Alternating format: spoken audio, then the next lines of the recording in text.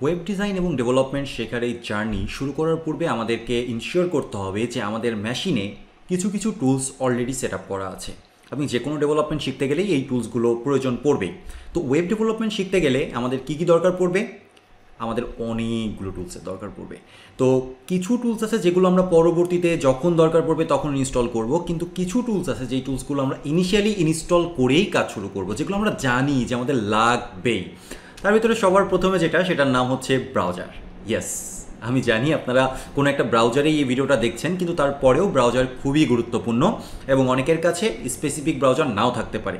আমি কথা বলছি গুগল ক্রোমের। সো আমি একটু স্ক্রিনটা শেয়ার করি।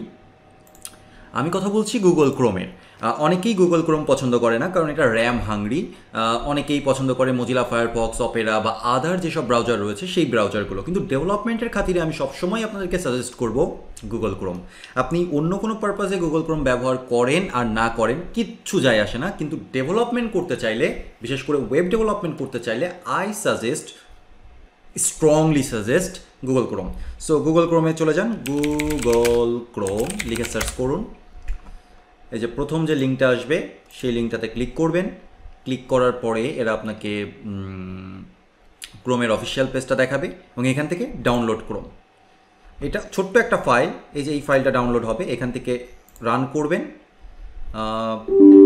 এটা আপনাকে আস্ক করবে যে আপনি এটা ইনস্টল করতে চান কিনা। এই যে connecting to the internet download হচ্ছে। তো আমার অলরেডি যেহেতু আছে সেহেতু আমার আর দরকার নেই। এটা হয়ে গেলেই মনে করেন যে আপনার ইনস্টলেশন কমপ্লিট হয়ে যাবে। তারপরে আপনি গুগল ক্রোম ওপেন করতে পারবেন আপনার মেশিনে।